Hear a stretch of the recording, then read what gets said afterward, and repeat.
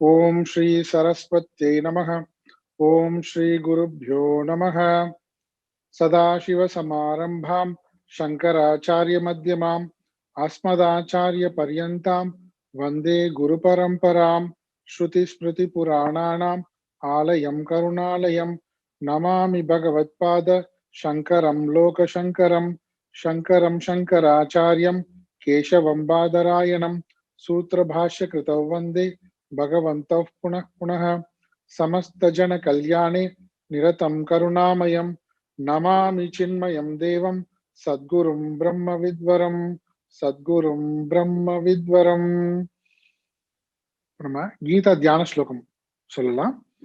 ஓம் பார்த்தாய பிரதிபோதிதாம் பகவதா நாராயணேன ஸ்வயம் व्यासेन ग्रथितां पुराणमुनिना मध्ये महाभारतम् अद्वैतामृतवर्षिणीं भगवतीम् अष्टादशाध्यायिनीम् अम्ब त्वामनुसन्ततामि भगवद्गीते भवद्वेषिणीम् भगवद्गीते भवद्वेषिणीम्. இன்னைக்கு நம்ம 13வது அத்தியாயம் 23வது ஸ்லோகம் படிக்கலாம். 23, 24, 25 சேர்ந்து படிக்கலாம். ஓகே.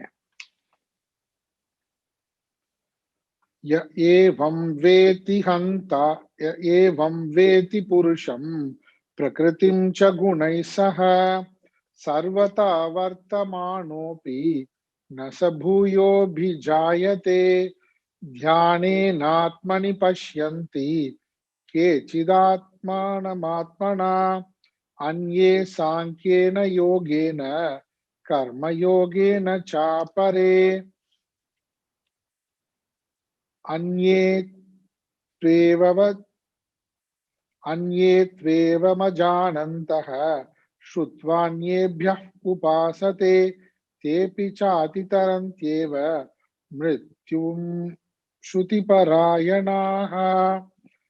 இது வரைக்கும் நம்ம பார்த்திருக்கோம். ஏவம் வேத்தி புருஷம், இவ்விதமாக இந்த புருஷனை க்ஷேத்ரஜனையும் பிரகிருதி க்ஷேத்திரம் க்ஷேத்ரஜன் க்ஷேத்திரம் எது என்பதை இவ்விதமாக யார் அறிந்து கொண்டிருக்கின்றார்களோ குணை சகன்றதுலாம் எதுனா இந்த க்ஷேத்திரத்தினுடைய குணங்கள், க்ஷேத்திர உருவான அந்த கிரமம், அது எப்படிப்பட்ட குணங்கள்ல இருந்து உருவானதுன்றது அந்த கிரமத்தை, அது எல்லாமே சூப்பர் இம்போசிஷன் தான், வெறும் அத்தியாசம் தான், வெறும் தோற்றா மாத்திரம் தான் என்பதையும் தெரிந்து கொண்டவர்கள், இவ்விதம் அறிந்தவர்கள். ஏன்னா அவங்க வேத்தின்னு தான் சொல்லியிருக்காங்க. இதை அறிந்தவர்கள், இத உணர்ந்தவர்கள், அனுபவத்தில் உணர்ந்தவர்கள். சர்வதா வர்த்தமானோபி, அவர்கள் எவ்விதமாக வாழ்ந்தாலும், எவ்விதமான முறையில் வாழ்ந்து கொண்டிருந்தாலும், நச பூயோபி அபிஜாய நச பூயக அபிஜாயத்தை, அவர்கள் மீண்டும் பூயகன அபிஜாயத்தை பிறப்பதில்லை, அவர்கள் திரும்பவும் பிறப்பதில்லை. பிறப்பிறப்பு என்கின்ற இந்த சம்சாரத்திலிருந்து முழுவதுமாக விடுபட்டவர் ஆவார்கள். யாரு? இந்த க்ஷேத்ரஜன் யார் என்பதை தெரிந்து கொண்டவர்கள். இந்த க்ஷேத்ரஜன் யாரு? இந்த க்ஷேத்ரஜன் எல்லா க்ஷேத்திரத்துக்குள்ளும் இருப்பவன், எல்லோருக்குள்ளும் இருக்கக்கூடிய ஒரே க்ஷேத்ரஜன் எனக்குள்ளும் இருக்கிறான். நான், என் சொரூபம் தான் அது. அந்த க்ஷேத்ரஜனுடைய சொரூபம் தான் என் சொரூபம். அதை தன் சொரூபமாக அறிந்தவன். ஏவம் வேத்தி ஹந்தாரம். அப்ப தன் சொரூபமாக அறிந்தவன் என்ன அர்த்தம்னா, 22வது பாட்டுல சொன்ன அத்தனை லட்சணங்களும் தனக்கு என்று உணர்ந்தவன், தன் சொரூபமாக உணர்ந்தவன். உபதிரஷ்டா, அனுமந்தா, பர்த்தா, போக்தா, மகேஸ்வர, பரமாத்மா, தேகஸ்மின், இந்த தேகத்துல பாருங்க, இந்த தேகத்தில் பரப்புருஷ அப்படின்னா, இந்த தேகத்தில் இருக்கக்கூடிய க்ஷேத்ரஜன் என் சொரூபம், என் சொரூபம், இது அத்தனை என்னுடைய சொரூபம்னு நான் உணரும் பொழுது அப்படிப்பட்டவர்களுக்கு இங்க மீண்டும் பிறப்பு இறப்பு என்பது இல்லை. இங்க பாருங்க எவ்வளவு அழகா இந்த ஜீவபிரம ஐக்கியம் சொல்றாங்க. இங்க சர்வ க்ஷேத்ரேஷு பாரத அகம் க்ஷேத்ரஜன், எல்லா க்ஷேத்திரத்துக்குள்ளும் உலகம் முழுவதும் இருக்கக்கூடிய, உலகம் முழுவதும் ஒரே க்ஷேத்திரஜன் நான் தான் சொன்னார். அந்த நான் ஈஸ்வரன் சொன்னாரு. அதை நாம எப்படி உணரணுமா?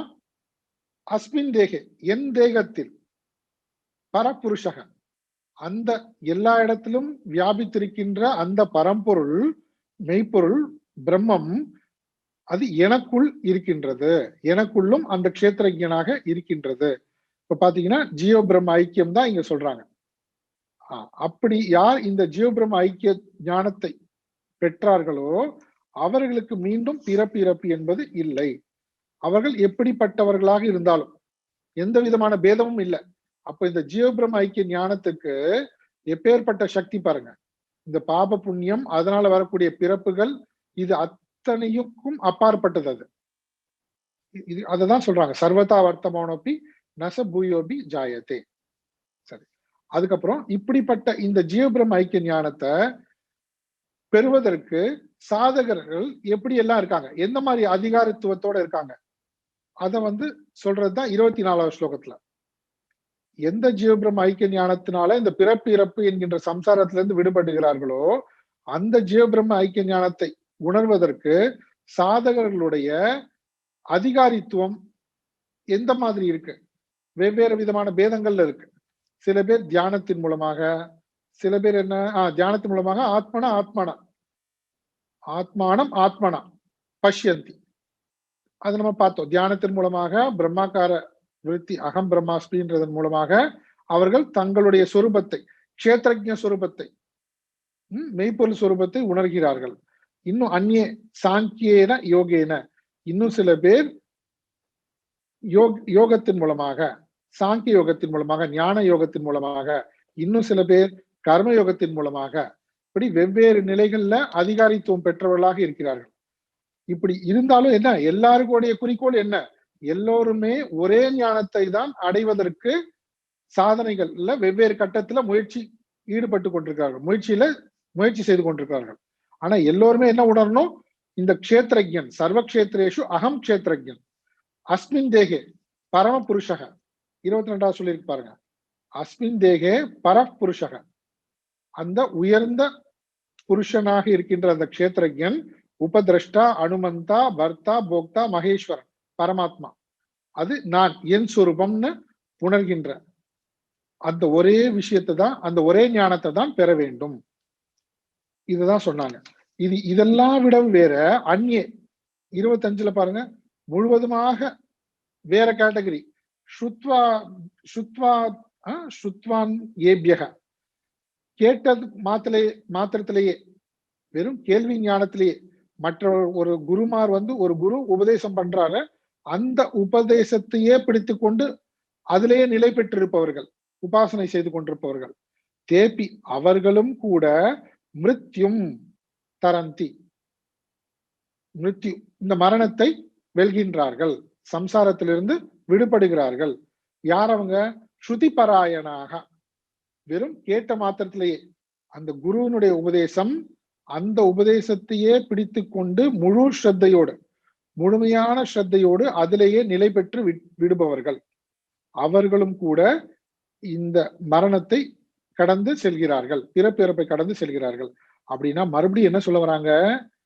இந்த ஞானம் தான் இம்பார்ட்டன்ட், அந்த ஜீவபிரம்ம ஐக்கிய ஞானம் தான் அவ்வளவு முக்கியமானது, அதுல நாம நிலை பெற்று விட்டால் போதும். இந்த அதிகாரித்துவம்ன்றதெல்லாம் என்னது? நாம அந்த ஞானத்தை உணர்வதற்கு தான். இப்ப பல்வேறு விதமாக முயற்சி செய்து கொண்டிருந்தாலும் நம்ம கடைசியா என்ன தெரிஞ்சுக்கணும்? ஜீவ பிரம்ம ஐக்கியம், அவ்வளவுதான். எனக்குள்ள இருக்கக்கூடிய அதே ஆத்மஸ்வரூபம் தான் இங்க இருக்கக்கூடிய அனைத்து ஜீவர்களிடமும் இருக்கின்றது. இரண்டும் ஒன்றே, அது என் சொரூபம் தான். இந்த உடல் மனம் புத்தி எல்லாம் இல்ல. இந்த உடல் மனம் புத்தி எல்லாம் இந்த ஆத்மாவில ஏற்றி பார்க்கப்பட்ட, கற்பிக்கப்பட்ட விஷயங்கள். இந்த விஷயத்தை தான் இங்க சொல்றாங்க. ஸ்ருதி பராயணாக, இதை கேட்டாலும்னா என்ன, அதுல அவ்வளவு ஸ்ரத்தையோட, இந்த ஜீவபிரம்ம ஐக்கிய ஞானத்துல இருக்கக்கூடிய ஸ்ரத்தையை இங்க குறிக்கிறது. அதில் நிலை பெற்று விட்டால் அவர்கள் என்ன பண்ண வேண்டியதில்லை பாருங்க. அவங்க தியானமோ கர்மயோகம் ஞான யோகம் எதுவும் கிடையாது, டைரக்டா அதை பிடிச்சிட்டாங்க. இவங்க என்ன பண்றாங்க? கர்மயோகம், ஞான யோகம், அப்புறம் சிரவண மனனம், நிதித்தியாசனம், தியானம், சமாதி, அபியாசம் இதெல்லாம் பண்றது எதுக்கு? அதே ஜீவபிரம ஐக்கிய ஞானம் தான். நீங்க என்ன பண்ணாலும் கடைசியில என்ன சொல்றாங்க? இந்த ஜீவபிரம ஐக்கிய ஞானத்தை நாம உணர்வதுதான் பிறப்பு இறப்பு என்கின்ற சம்சாரத்திலிருந்து விடுபடுவதற்கான வழி. இதுதான் சொன்னது. இப்ப அடுத்தது இந்த 26வது ஸ்லோகத்துல, இந்த 23வது ஸ்லோகத்துல சொன்னதனுடைய விரிவு எக்ஸ்பிளனேஷன் தான். அது நம்ம என்னன்னு நம்ம பார்க்கலாம். 26வது ஸ்லோகம் படிக்கலாம். ரிப்பீட் பண்ணுங்க. யாவத் சஞ்சாயதே கிஞ்சித் யாவத் சஞ்சாயதே கிஞ்சித் யாவத் சஞ்சாயதே கிஞ்சித் யாவத் சஞ்சாயதே கிஞ்சித் சத்வம் ஸ்தாவர ஜங்கமம் சத்வம் ஸ்தாவர ஜங்கமம் சத்வம் ஸ்தாவர ஜங்கமம் சத்வம் ஸ்தாவர ஜங்கமம் க்ஷேத்ர க்ஷேத்ரஜ்ஞ சம்யோகாத் க்ஷேத்ர க்ஷேத்ரஜ்ஞ சம்யோகாத் க்ஷேத்ர க்ஷேத்ரஜ்ஞ சம்யோகாத் க்ஷேத்ர க்ஷேத்ரஜ்ஞ சம்யோகாத் தத்வித்தி பரதர்ஷப தத்வித்தி பரதர்ஷப தத்வித்தி பரதர்ஷப தத்வித்தி பரதர்ஷப. சேர்ந்து யாவத் சஞ்சாயதே கிஞ்சித் சத்வம் ஸ்தாவர ஜங்கமம் க்ஷேத்ர க்ஷேத்ரஜ்ஞ சம்யோகாத் தத்வித்தி பரதர்ஷப. சரி, இங்க பரத சிரேஷ்டனே, பரத குலத்தில் உதித்த சிரேஷ்டனே, உயர்ந்தவனே, ஸ்தாவர ஜங்கமம் யாவத் கிஞ்சித் சத்வம், ஸ்தாவரம் நிலை பெற்றிருப்பது, ஜங்கமம் நகருவது. ஸ்தாவரம் சொன்னா ரூட்டட், பூமியில அப்படியே நகர முடியாம இருப்பது, ஜங்கமம்னா நகருவது. அப்ப ஏன் அப்படி சொல்றாங்கன்னு பார்த்தா, இந்த ஸ்தாவரம் என்பது என்னன்னா தன்னை பாதுகாத்து கொள்வதற்கு சக்தியற்றது. ஸ்தாவரங்கள் நகர்ந்து போக முடியாது. இப்ப யாரோ ஒரு மரத்தை வெட்ட வரா, செடியை பிடுங்க வரா, பிடுங்கி போடுறான் அப்படின்னா தன்னை தற்காத்து கொள்ளவே முடியாது. அதனால அந்த மாதிரியான ஒரு நிலை தான் ஸ்தாவரம் என்கின்ற தன்மை. அப்படிப்பட்ட உயிருள்ள வஸ்துக்களாக இருக்கட்டும், இல்ல ஜங்கமம். ஜங்கமம் என்ன? நகரலாம், நகரக்கூடியவைகள்.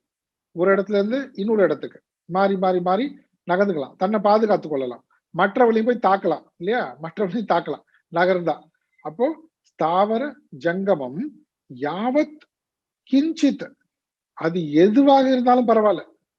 அதாவது லிவிங் பீயிங்ஸ், இந்த உலகத்துல வாழக்கூடிய உயிருள்ளவைகள் அனைத்தும் ஸ்தாவரமாக இருக்கட்டும் ஜங்கமமாக இருக்கட்டும் அப்படின்னா ஒரு தாழ்ந்த நிலையில. ஏன் தாழ்ந்த நிலைன்னு சொன்னா, நம்ம சொன்னது போல இருக்கிறதுலே தன்னையே பாதுகாத்து கொள்கின்ற தன்மை இல்லாதவைகள்.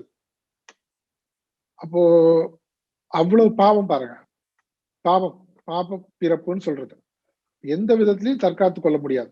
அப்படிப்பட்ட எதுவாக இருந்தாலும் சரி, எப்படிப்பட்ட உயிருள்ள வஸ்துக்களாக இருந்தாலும், இது எப்படி சொல்லுவாங்கன்னா, ஒரு எறும்புல இருந்து பிரம்மா வரைக்கும், பிரம்மாதி ஸ்தம்ப பரியந்தம் சொல்றாங்க. ஒரு சாதாரண மரத்துல ஆரம்பிச்சு பிரம்மதேவன், இந்த மொத்த சிருஷ்டிக்கும் காரணமாக இருக்கின்ற பிரம்மதேவன் வரைக்கும், அது எதாக இருந்தாலும் சரி, படைக்கப்பட்டதில் சிருஷ்டிக்கப்பட்டதில் நகர்பவைகள் நகர முடியாதவைகள் எதுவாக இருந்தாலும் சஞ்சாயத்தை, எதெல்லாம் நன்றாக தோன்றியுள்ளதோ, எதெல்லாம் தோன்றி இருக்கோ, அது எப்படி வந்ததுன்னா அதுக்கு பதில் இருக்கு பாருங்க. க்ஷேத்ர க்ஷேத்ரஜ்ஞ சம்யோகாத். இந்த வரியை சரியா புரிஞ்சுக்கணும். முதல்ல சொன்ன லிட்டரல் மீனிங் அப்படியே எடுத்துக்கூடாது. லிட்டரல் மீனிங் என்ன? க்ஷேத்ர க்ஷேத்ரஜ்ஞ சம்யோகாத், இந்த க்ஷேத்ர க்ஷேத்ரஜ்ஞன் இரண்டினுடைய சேர்க்கையினால் உண்டானது என்று வித்தி அறிக. புரியுதா என்ன சொல்றாங்க இந்த ஸ்லோகத்துல? இந்த உலகத்தில் எப்படிப்பட்ட உயிருள்ளவைகளாக இருப்பவைகள் என்னெல்லாம் இருக்கோ, எதுவாக இருந்தாலும் அதெல்லாம் எதுல இருந்து வந்தது? க்ஷேத்ர க்ஷேத்ரஜ்ஞன், இந்த இரண்டினுடைய சேர்க்கையினால் வந்தது. இப்ப நம்ம என்ன புரிஞ்சுக்கணும்? ஒன்று உண்மை, இன்னொன்று மித்யா. எது உண்மை எது மித்யா? க்ஷேத்திர க்ஷேத்திரஜன் உண்மை, க்ஷேத்திரம் வந்து மித்யா. பாருங்க, இது ரெண்டும் சேர்ந்து, ஒளியும் இருளும் சேர்ந்து, ஒளியும் இருளும் சேர்ந்து இருக்க முடியுமா? ஏதாவது இருக்க முடியுமா? ஒளியும் இருளும் சேர்ந்து இருக்கு அப்படின்னா அர்த்தம் அது மித்யா, நடக்காத ஒரு விஷயம் இது. அது போல க்ஷேத்திரஜன் வந்து சித் ஸ்வரூபம், க்ஷேத்திரம் என்பது ஜடம். இது இரண்டும் சேர்ந்து உண்டானது அப்படின்னு சொல்றது என்ன?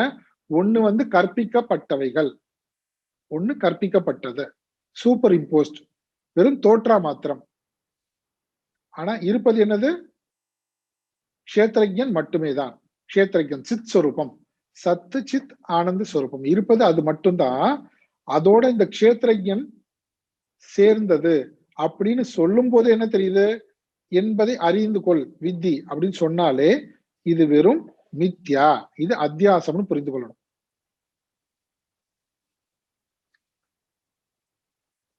இப்ப இது எப்படி சொல்லாத? காணல் நீர், காணல் நீர் என்னது? அந்த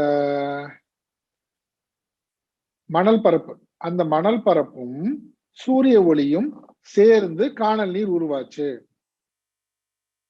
சொல்லலாம்ல. சூரிய ஒளி மணல் பரப்பு சேர்ந்து காணல் நீர் உருவாச்சு. இப்ப காணல் நீர் ஒண்ணு நிஜமாவே உருவாச்சா? அந்த எக்ஸாம்பிள அதுக்கு மட்டும் புரிஞ்சுக்கணும். இப்ப நிஜமாவே ஒண்ணு உருவாகி இருந்ததுன்னா இது கரெக்ட் சொல்றது. அது என்னது? பார்க்கறதுக்கு அப்படி ஒரு தோற்றமை தவிர காணல் நீர்னு உண்மையாவே ஒரு ப்ராடக்ட் உருவாச்சாங்க? உண்மையாவே ஒண்ணு உருவாச்சா? இல்ல. அப்ப என்ன புரிஞ்சுக்கணும் நம்ம? அது வெறும் பார்ப்பதற்கு நமக்கு தோன்றி கொண்டிருந்தாலும் அது பொய். ஏன்னா அதுக்கு தனித்துவமான ஒரு இருப்புத்தன்மை என்பதே கிடையாது, அது எக்ஸிஸ்டன்ஸே கிடையாது. அது ஜஸ்ட் நமக்கு தோற்றம் தான். அது கொஞ்சம் ஆங்கிள் மாறினா கூட என்ன ஆகும்? நம்ம கொஞ்சம் தள்ளி போய் ஆங்கிள் மாறினா கூட என்ன என்ன என்ன இருக்காது? காணல் நீர் இருக்கவே இருக்காது.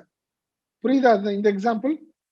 அப்படி பார்க்கும்போது அது வெறும் பொய். அது தோற்றத்துக்கு இருந்தாலும் பொய். இதை நம்ம டைஜஸ்ட் பண்றதுதான், இதை புரிந்து கொள்வதுதான் கஷ்டம். நம்ம புரிந்து கொள்வதுன்றதை இது அக்செப்ட் பண்றது, இதை அக்செப்ட் பண்ணவே முடியாதுல்ல. ஆனா நம்ம விவேகத்தினால நம்ம பார்க்கும்பொழுது இந்த உலகத்துல பல விஷயங்கள் அப்படிதான் இருக்கு. பல விஷயங்கள் தோன்றி கொண்டிருந்தாலும் அது உண்மையானவை இல்ல, உண்மையிலேயே இல்லை. இது உண்மையிலேயே இல்ல, இல்லவே இல்லை.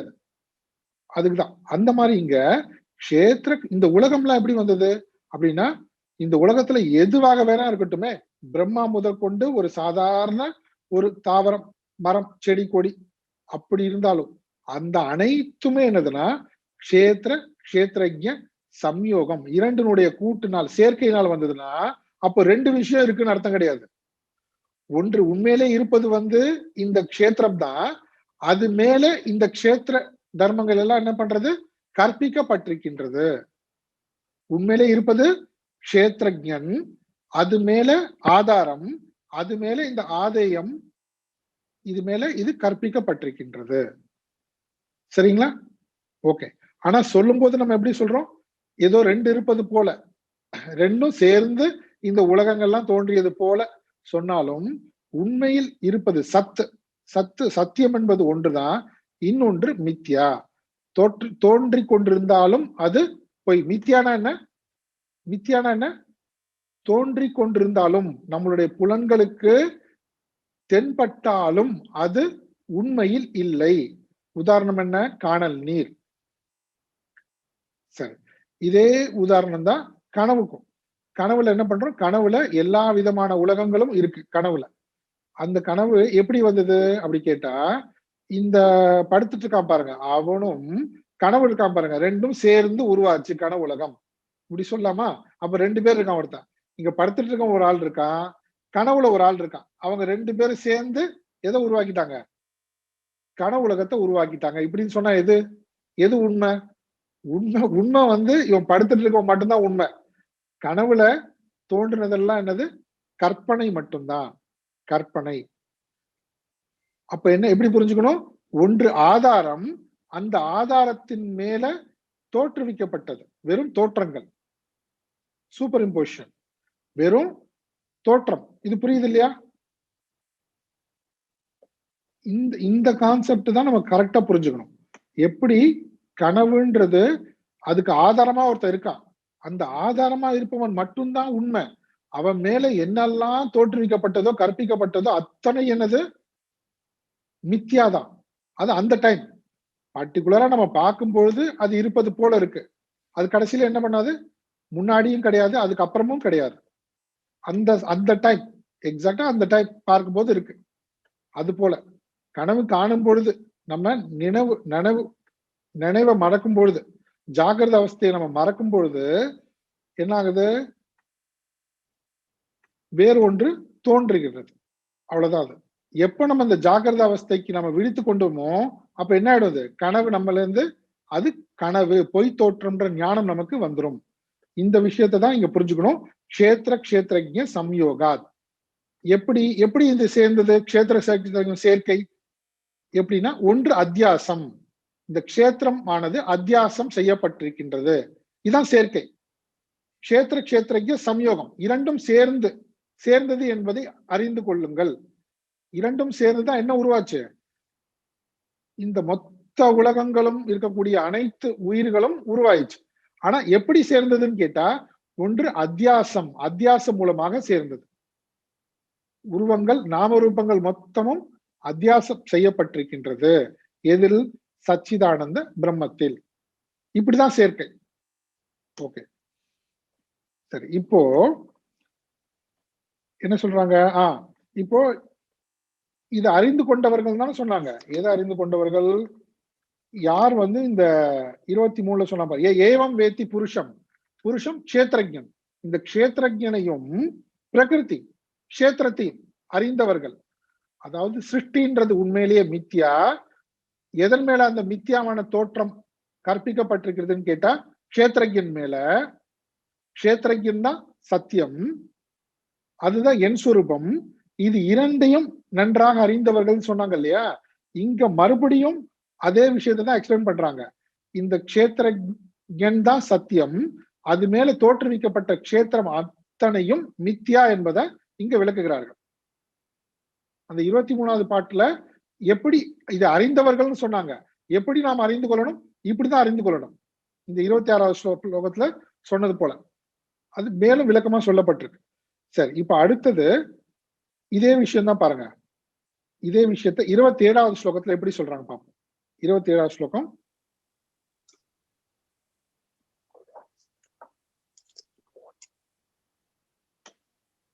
சமம் சர்வேஷு பூதேஷு समं सर्वेषु भूतेषु சமம் சர்வேஷு பூதேஷு समं सर्वेषु भूतेषु திஷ்டந்தம் பரமேஸ்வரம் तिष्ठन्तं परमेश्वरम् திஷ்டந்தம் பரமேஸ்வரம் तिष्ठन्तं परमेश्वरम् வினஷ்யத்ஸ்வ வினஷ்யந்தம் विनश्यत्स्व विनश्यन्तम् வினஷ்யத்ஸ்வ வினஷ்யந்தம் विनश्यत्स्व विनश्यन्तम् யः பஷ்யதி ச பஷ்யதி यः पश्यति स पश्यति யः பஷ்யதி ச பஷ்யதி यः पश्यति स पश्यति சேர்ந்து சமம் சர்வேஷு பூதேஷு திஷ்டந்தம் பரமேஸ்வரம் வினஷ்யத்ஸ்வ வினஷ்யந்தம் யः பஷ்யதி ச பஷ்யதி. சரி, அங்க யோ வேத்தி சொன்னாங்க 23ல, ஏவம் வேத்தி. இங்க என்ன சொல்றாங்க, யஃப் பஷ்யதி ச பஷ்யதி. அந்த வேத்தி என்றாலும் காண்பது என்றாலும் ரெண்டு ஒண்ணுதான், ஞானம் தான். சரி, இங்க என்ன என்ன எஃப் பஷ்யதி ச பஷ்யதி, யார் பார்க்கின்றானோ அவனே பார்க்கின்றான். இது யார் பார்க்கின்றானோ அவனே பார்க்கின்றான். இப்ப யார் பார்க்கின்றானோ வேற எவனோ பார்க்கின்றான் அர்த்தமா? என்ன சொல்ல வராங்க, யார் இவ்விதம் பார்க்கின்றார்களோ அவர்களே சரியான பார்வையை உடையவர்கள் அர்த்தம். எஃப் பஷ்யதி ச பஷ்யத்தின்னு அர்த்தம், யார் இவ்விதம் பார்க்கின்றார்களோ அவர்கள்தான் உண்மையாக சரியான விஷயத்தை பார்க்கின்றார்கள், உண்மையை பார்க்கின்றார்கள், சரியான முறையில் பார்க்கின்றார்கள் அர்த்தம். சரி, எவ்விதம் பார்ப்பவர்கள்? சரி, எவ்விதம் பார்ப்பவர்கள்னா இந்த முதல் வரி பாருங்க. சர்வேஷு பூதேஷு, சர்வேஷு பூதேஷு எல்லா உயிர்களிடத்தும் சமம் திஷ்டந்தம் எது ஒன்று சமமாக இருக்கோ, எது ஒன்று இருக்கோ, இங்க சமம்னா என்ன, ஏக்கம்னு அர்த்தம். எது ஒன்று இருக்கோ, மாறாமல் எது ஒன்று இருக்கோ, சர்வேஷு பூதேஷு எல்லா உயிரிடத்தும் சமம் திஷ்டந்தம் எது ஒன்று இருந்து கொண்டிருக்கின்றதோ, என்னது அது, அது பரமேஸ்வரம். அங்க க்ஷேத்திரஜன்னு சொன்னது இங்க அர்த்தம் பரமேஸ்வரம் சொல்லிட்டாங்க. சரி, அது எப்படிப்பட்டது, எப்படி புரிஞ்சுக்கணும் அத, எப்படிப்பட்டதுன்னா வினஷ்யத்சு அவினஷ்யந்தம் அழியக்கூடியவைகளில் அது அழியாததாக இருக்கின்றது. அழியக்கூடியவைகளில் அழியாததாக இருப்பது யார் அது, வினஷ்யத்சு வினஷ்யந்தம் பரமேஸ்வரம். மறுபடியும் பாருங்க, இதையும் அங்க பரமேஸ்வரம் சேர்த்துக்கணும். எல்லா உயிர்களிடத்தும் சர்வபூதேஷு சமம் திஷ்டந்தம் பரமேஸ்வரம் ஒன்றாகவே இருந்து கொண்டிருக்கின்ற பரமேஸ்வரம் அழியக்கூடியவைகளில்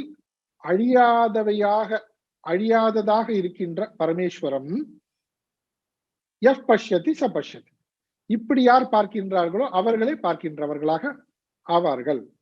அப்படின்னா இதே முதல்ல சொன்னதுதான், சர்வ க்ஷேத்ரேஷு பாரத அகம் க்ஷேத்ரஜன், சர்வ க்ஷேத்ரேஷு எல்லா க்ஷேத்திரங்களிலும் நான் தான் க்ஷேத்ரஜன் சொன்னாரா. இங்க என்ன, சர்வபூதேஷு பரமேஸ்வரம். இங்க பரம், இங்க பரம்னு சொன்ன அர்த்தம்னா இருக்கிறதுலயே உயர்ந்தது, இருக்கிறதுலயே உயர்ந்ததுன்னு சொல்லும்போது எது எது உயர்ந்தது பார்த்தோம்னா நம்மளோட சிருஷ்டியில பார்க்கும்போது என்ன, நம்ம அவ்யக்தம் சொன்ன பாருங்க, அவ்யக்தம் மகத்து இதெல்லாம் பார்த்துட்டு வந்தோமா. பிரகிருதி அப்புறம் விக்ருதி, பிரகிருதி விக்ருதி இப்பெல்லாம் பார்த்துட்டு வந்தோம் பாருங்க. இது எல்லாவற்றையும் விட உயர்ந்தது பரம். அவ்யக்த வரைக்கும் அபரம், பரம் கிடையாது. அவ்யக்தத்துக்கும் அப்பாற்பட்டது பரம். இந்த சிருஷ்டிக்குள்ளேயே வரல, அது இந்த கேட்டகரியிலே வரல, அதனால்தான் பரம். சரி, அதுதான். மற்றது எல்லாம் என்னது, அந்த அவ்யக்தத்திலிருந்து மற்றது எல்லாம் க்ஷேத்திரம். இது அதுக்கு அப்பாற்பட்டு இருக்கின்ற பரம். அது மட்டும் இல்ல, பரம் மட்டும் இல்ல, ஈஸ்வரம். ஈஸ்வரன் அர்த்தம் இந்த அத்தனை க்ஷேத்திரமும் இயங்குவதற்கு உயிர் சக்தியாக இருக்கின்றது, உயிர் சக்தி அளித்து தன் கட்டுப்பாட்டில் வைத்திருக்கின்றது. இதனுடைய ஒளியில் தான் அத்தனை க்ஷேத்திரமும் இயங்கிக் கொண்டிருக்கின்றது, அதனுடைய கட்டுப்பாட்டில் தான் இருக்கின்றது. ஈஸ்வரம், பரம், ஈஸ்வரம், பரமேஸ்வரம். இப்படி எஃப் பஷ்யதி எப்படி பார்க்கணுமா, எனக்குள்ள இருக்கக்கூடிய அதே க்ஷேத்ரஜன், அந்த மெய்ப்பொருள், அதுதான் என்ன பண்ணிருக்கு, சர்வபூதேஷு இங்க இருக்கக்கூடிய அத்தனை பூதங்கள், உயிர் வகைகள், ஸ்தாவர ஜங்கமம் அத்தனையிலும் ஒன்றாகவே இருப்பது அது ஒன்றுதான், அது ஒன்றுதான். அதுக்கப்புறம் என்ன, இங்க இருக்கக்கூடிய அத்தனையும் வினஷ்யத்சு அழியக்கூடியவர்கள். அழியக்கூடியவர்கள் என்ன, எல்லாமே தான். இங்க இருக்கக்கூடிய அத்தனையும் அழிஞ்சாலும் அது என்னவாகல, அது எந்த விதத்திலையும் அவினஷ்யந்தம் அது அழியாததாக இருக்கின்றது. இப்போ அழிவுன்றது என்னது, அறிவுன்றது மாறுதல். ஒரு வடிவத்திலிருந்து இன்னொரு வடிவத்துக்கு மாறும் பொழுது அது அழிவுக்குட்பட்டதாக இருக்கிறது. இங்க வினஷ்யத்சுன்றதை நம்ம எப்படி எடுத்துக்கணும்னா எல்லா விதமான மாறுதல்களையும் எடுத்துக்கணும். எல்லா விதமான மாறுதலுக்கும் உட்படுகின்ற இந்த க்ஷேத்திரம் இருக்கு இல்லையா, அவைகளுக்குள் இருந்து கொண்டிருந்தாலும் எந்த விதமான மாறுதல்னாலும் பாதிக்கப்படாமல் மாறுதல் அற்று அழிவற்று இருக்கின்றது. இது புரியுதா? வினஷ்யத்சு அவினிஷ்யந்தம். வினஷ்யத்தின்னா என்னது, அழிவு. அழிவுன்றது மாறுதல். மாறுதல் எவ்வளவு விதமா இருக்கு, 6 வகையான மாறுதல் சொல்லுவாங்க பாருங்க. ஷட்விகாரம்னு சொல்லுவாங்க. அஸ்தி, ஜாயத்தை, வர்த்தத்தை, விபரிணமத்தை, வினஷ்யதி இது ஷட்விகாரம் சொல்லுவாங்க பாருங்க. ஒரு 5 6 சொல்லுவாங்க. முதல்ல வந்து இருக்கின்றது, அப்புறம் கொஞ்சம் கொஞ்சமா வளர்கிறது, வளர்ந்து அப்படியே இருக்குமா? இல்ல, தேய்மானம் அடைகிறது, தேய்மானம் அடைந்து நசிந்து போகிறது, அப்புறமா அழிந்தே போகிறது. இப்படி பல்வேறு வகையான மாறுதல்கள் இருக்குல்ல, இது எல்லாத்தையுமே எடுத்துக்கணும் நம்ம இங்க. இப்படி எது ஒன்று பிறக்கின்றது, அஸ்தி ஜாயத்தை முதல்ல பிறக்கிறது. எது ஒன்று பிறக்கின்றதோ அந்த பிறக்கின்றவற்றுள் இது பிறக்காததாக இருக்கின்றது.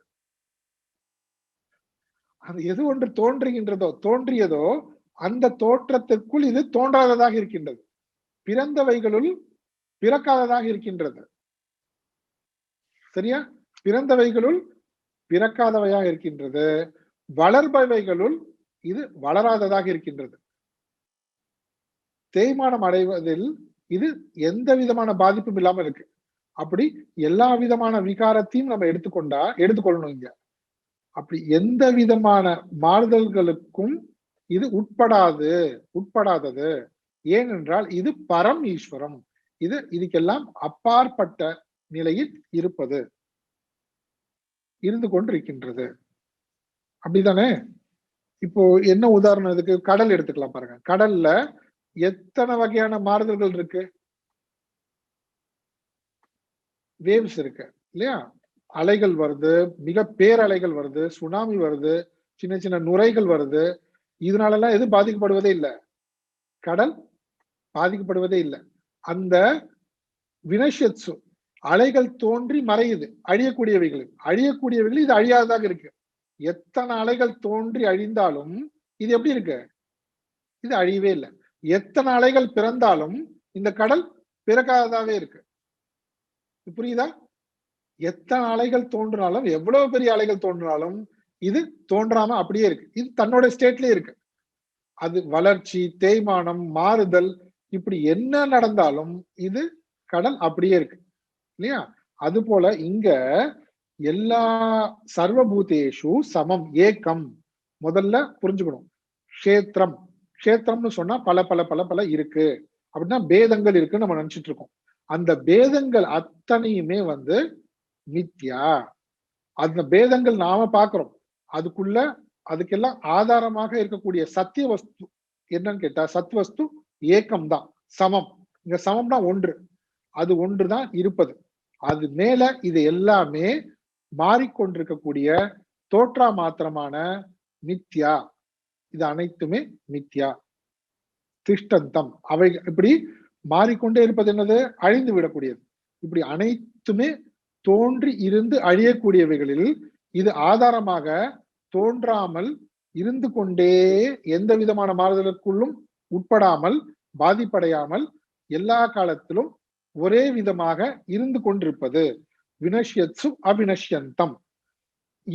இப்படி யார் பஷ்யதி, இப்படி யார் இதை உணர்கிறார்களோ அவர்கள்தான் இந்த க்ஷேத்திரஞனை உண்மையாகவே உணர்ந்தவர்களாக ஆகின்றார்கள். பஷ்யதி ச பஷ்யதி. அப்ப என்ன அர்த்தம்? இது நம் சொரூபம். இது நம்ம சொரூபம். சர்வபூதேஷு எனக்குள்ள இருக்கக்கூடிய அந்த ஆத்மஸ்வரூபம் எப்படிப்பட்டது? எல்லாருக்குள்ளும் இருக்கின்ற அதே ஆத்மஸ்வரூபம் தான். இந்த உடல், மனம், புத்தி எல்லாம் தோன்றி இருந்து மாறிக்கொண்டு ஒரு காலத்துல மறைந்து போனாலும் நான் என் சொரூபம் இதிலெல்லாம் பாதிக்கப்படுவதே இல்லை. நான் என்றும் நித்தியமானவன், சத்தியமானவன், சத் சித்த ஆனந்த ஸ்வரூபம். வினஷ்யத்சு அவினஷ்யந்தம். இப்படி தன்னை உணர்கின்றவன். அந்த 23 ஏவம் வேத்தி சொன்னாங்க பாருங்க, உபதிருஷ்ட அனுமந்தா, அதுதான் அதோட கண்டினியூஷன் தான்.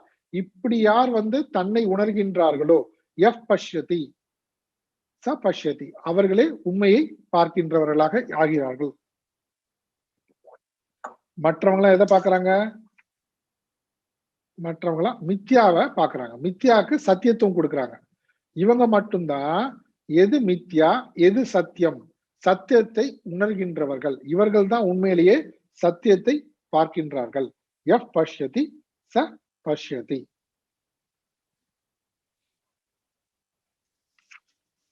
இந்த ஸ்லோகம் புரிஞ்சுதுங்களா? இந்த ஸ்லோகம்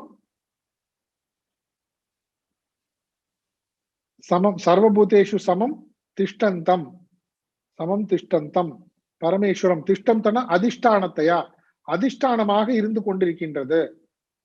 மத்ததெல்லாம் என்ன சர்வபூதேஷு அது மேல எல்லா பூதங்களும் என்ன இருக்கு, எல்லா உயிரினங்களும் அத்தியஸ்தம் சூப்பர் இம்போஸ்ட் தோற்றுவிக்கப்பட்டிருக்கின்றது. எப்படி கடல் கடல் ஆதாரமாக இருந்து கொண்டிருக்கு, அது மேல பல்வேறு விதமான மாறுதல்கள் அலைகள் எல்லாம் தோன்றி இருந்து மறைந்து கொண்டிருக்கிறது. கடல் எந்த சமயத்திலும் பாதிப்படையாமல் தன் சொரூபத்தில் இருந்து கொண்டே இருக்கின்றது. உதாரணம் பார்க்கணும். அது போல இந்த ஆத்மஸ்வரூபம், இந்த ஆத்மஸ்வரூபம் தான் அனைத்தும் எங்கும் சர்வ வியாபகமாக இருந்து கொண்டிருக்கின்றது. அதில் எல்லா உயிர்களும் யாவத் கிஞ்சித் ஸ்தாவர ஜங்கமம் எதுவாக இருந்தாலும் அதெல்லாம் தோன்றி இருந்து மறைந்து கொண்டிருக்கின்றது. அப்பனா வெறும் அத்தியஸ்தம் தான், வெறும் தோற்றம் தான், நாம ரூபம் தான், உண்மை எதுவுமே இல்லை, உண்மையான இருப்புத்தன்மை என்பது இல்லை. சரி, அடுத்த பாடல் போலாமா? ஓகே, இங்க 28ல என்ன சொல்றாங்கன்னு பார்ப்போம். 28, 29ல எப்படி இது சமம்னு சொல்றீங்க, ஒன்றாக இருக்கு சமமாக இருக்குன்னு சொல்றோம் இல்லையா, அது எப்படி, இதுதான் இங்க 28ல சொல்ல போறாங்க. சமம் பஷ்யன் ஹி சர்வத்ர, समं पश्यन् हि सर्वत्र, சமம் பஷ்யன் ஹி சர்வத்ர, समं पश्यन् हि सर्वत्र, சமவஸ்திதம் ஈஸ்வரம், समवस्थितमीश्वरम्, சமவஸ்திதம் ஈஸ்வரம், समवस्थितमीश्वरम्, நஹி நஸ்த்யாத்மனாத்மானம், न हि नस्त्यात्मनात्मानम्, நஹி நஸ்த்யாத்மனாத்மானம், न हि नस्त्यात्मनात्मानम्, ததோ யாதி பராம் கதிம், ततो याति परां गतिम्, ததோ யாதி பராம் கதிம். ततो याति परां गतिम्. சேர்ந்து படிப்போம். சமம் பஷ்யன் ஹி சர்வத்ர, சமவஸ்திதமீஸ்வரம், நஹி நஸ்த்யாத்மனாத்மானம், ததோ யாதி பராம் கதிம்.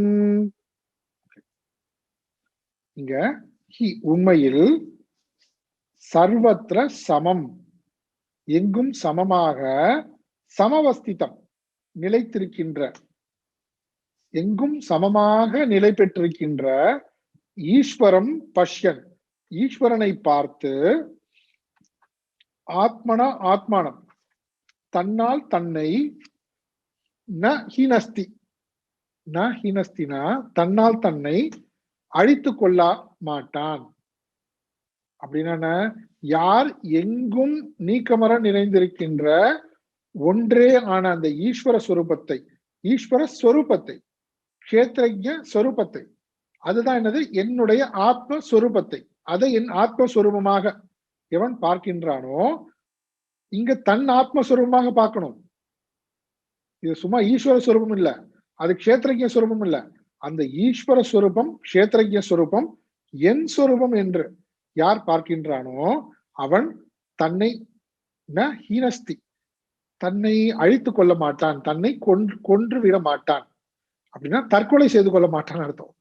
அப்படின்னா தத்தக பிறகு அதனால் அவன் தன்னைத்தானே அழித்துக் கொள்வனாக மாட்டான், அழித்துக் கொள்ள மாட்டான். அதனால் என்ன ஆகுது, தத்தக பராங்கத்தின் யாத்தி, அதனால் மிக உயர்ந்த பரநிலையை அடைகிறான், உயர்ந்த நிலையை அடைகிறான். என்னது இது, எதை பார்க்கிறவங்க,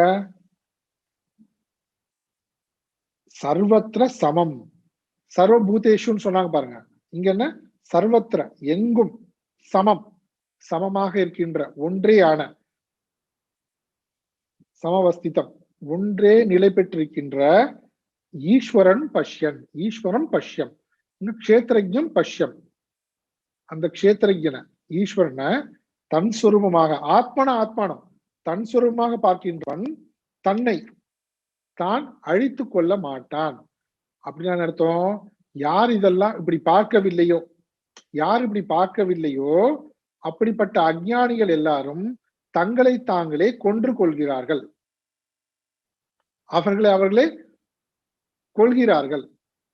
அப்படி அர்த்தம் எடுத்துக்கணும் நம்ம. இத பாக்குறவங்க கொல்ல மாட்டாங்க, அவங்க அவங்களே கொன்று கொள்ள மாட்டார்கள். அப்படின்னா அர்த்தம், பார்க்காதவர்கள் தங்களை தாங்களே அழித்துக் கொள்கிறவர்கள் ஆகிறார்கள். ஏன்? அவங்க தங்களை க்ஷேத்திரஜ்ய சுரூபமாக பார்க்காமல் தன்னை க்ஷேத்திர சுரூபமாக பார்க்கிறார்கள். தன்னை க்ஷேத்திரமாக பார்த்தா என்ன ஆகும்? க்ஷேத்திரத்துக்கு எல்லா விதமான மாறுதல்களும் இருக்கு. வினஷ்யத்சு, இது அழியக்கூடியது. எல்லா விதமான மாறுதல்களுக்கும் உட்பட்டு கடைசியில என்ன பண்ணும்? அது அழிந்து போகும். இப்ப அழிந்து போவதனால இந்த உடல் அழிந்தா தானே அழிந்ததாக நினைத்துக் கொள்கிறார்கள். அப்படித்தானே?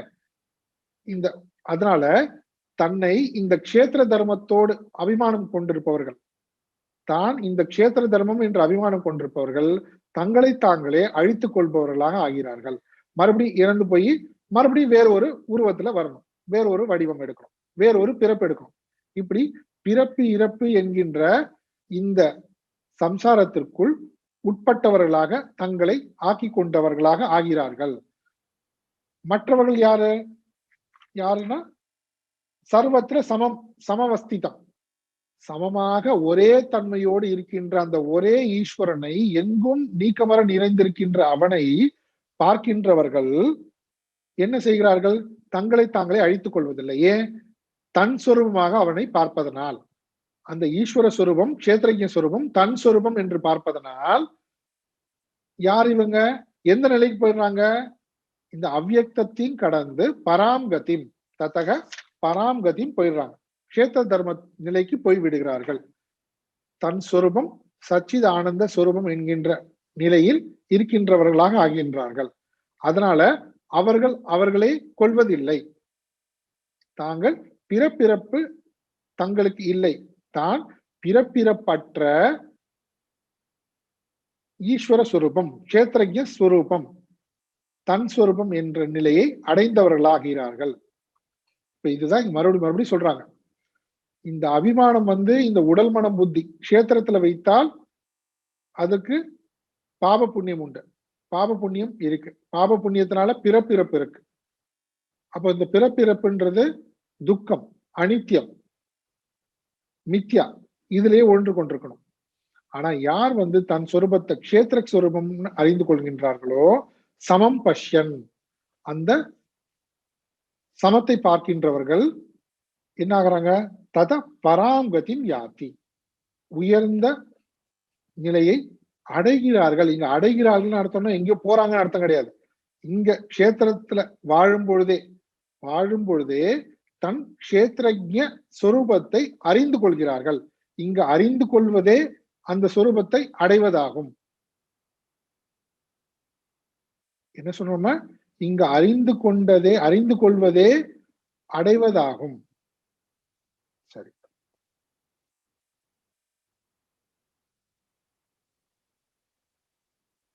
அடுத்த பாடல் போயிடலாமா? அடுத்த பாடல்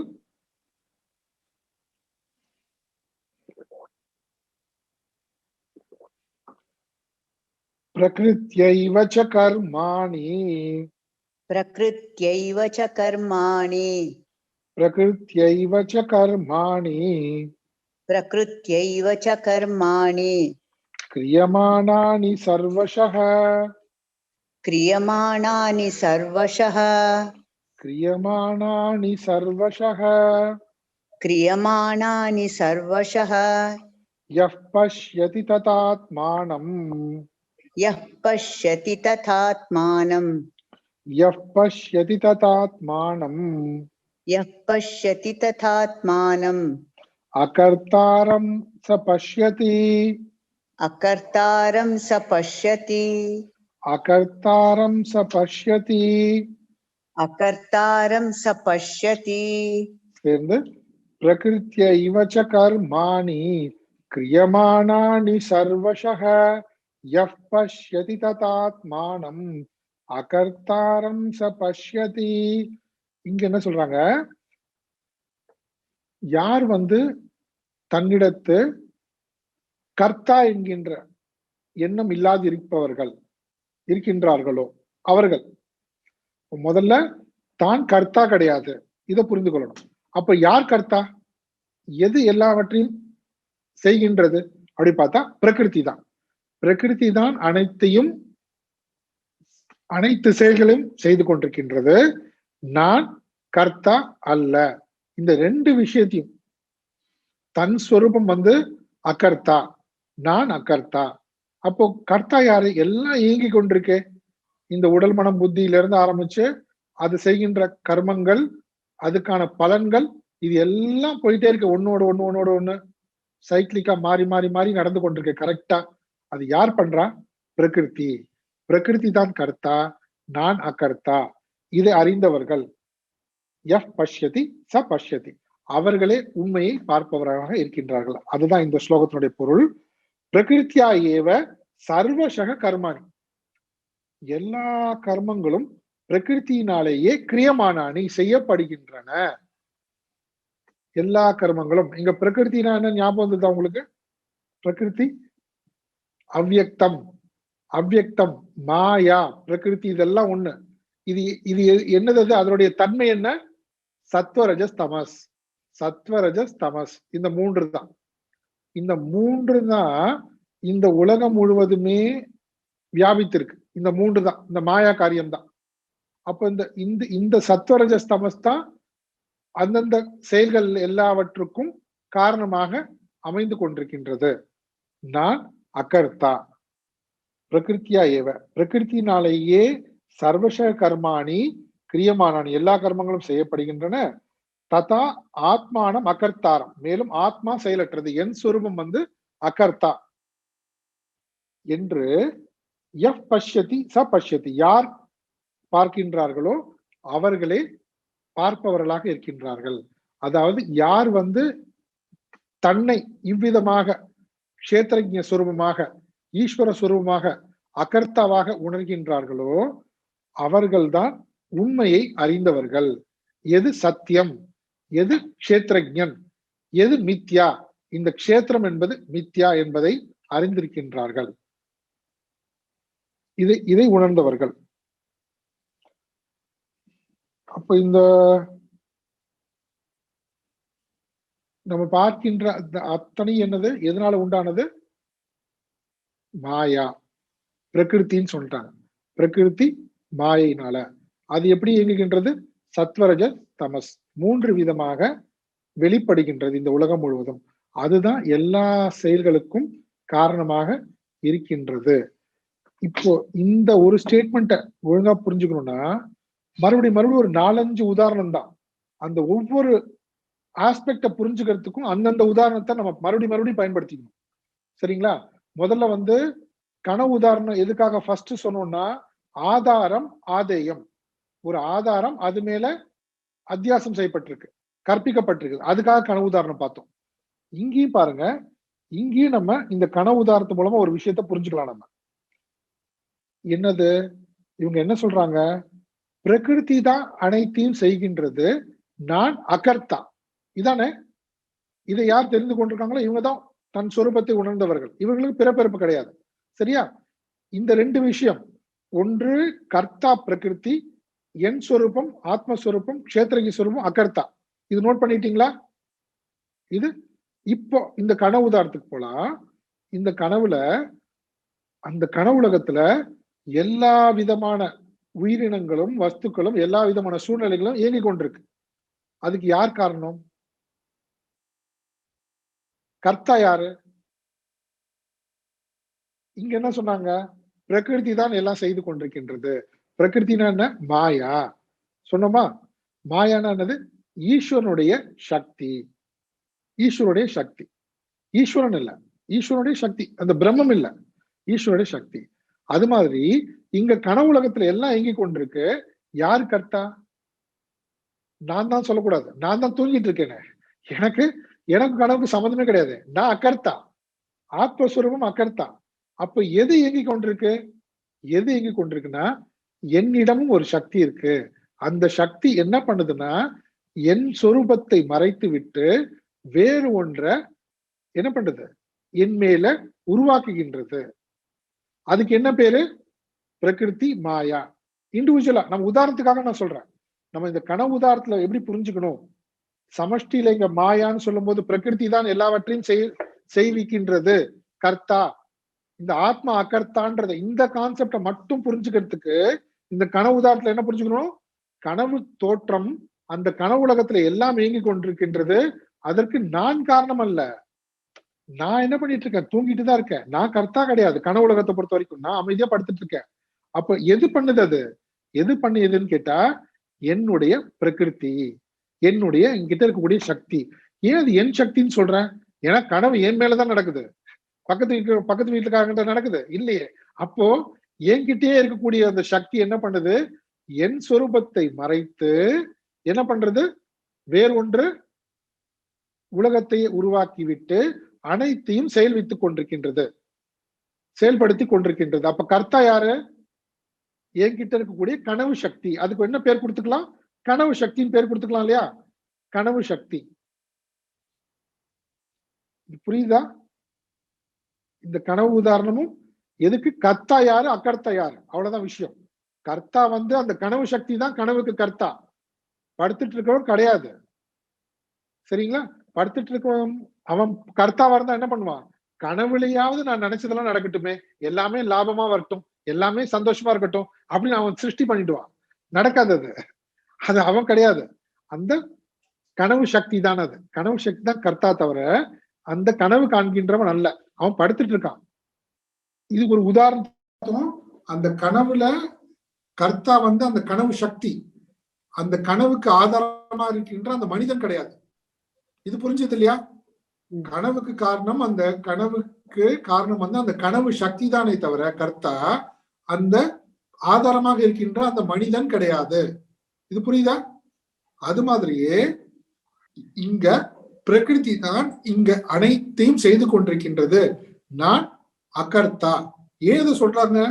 நான் கர்த்தாவாயிட்டா நான் என்ன ஆகும்? நான் கர்த்தாவாயிட்டேன்னா கர்மம் செஞ்சு போக்தாவாயிடுவேன். கர்மம் செஞ்சேன்னா அவன் கர்ம பலன். கர்ம பலன் யாருக்கு? எனக்கு. போக்தாவாயிடுவேன். அப்போ நான் போக்தாவானவன் கர்மம், கர்ம பலன், அந்த கர்ம பலனை இருக்கின்ற போக்தா. நான் மறுபடியும் என்னவன்? பிறப்பிறப்புக்கு உட்பட்டுவேன். பிறப்பிறப்புக்கு உட்பட்டவனாக ஆகிவிடுவேன். நான் க்ஷேத்திரமாக ஆகிவிடுவேன். ஆனா உண்மையிலே என் சொரூபம் என்ன? க்ஷேத்திரஜ்ய சொரூபம். அப்போ நான் க்ஷேத்திரஜ்ய சொரூபம் என்பது எப்பொழுதுமே அகர்த்தா. கர்த்தா கிடையவே கிடையாது. யார் கர்த்தாவோ அந்த கர்த்தாவானவன் க்ஷேத்திரஜ்யனாக இருப்பதற்கு வாய்ப்பே கிடையாது. அதனால இங்க என்ன எஸ்டாப்ளிஷ் பண்றாங்கன்னா, நான் அகர்த்தா, என் சொரூபம் அகர்த்தா.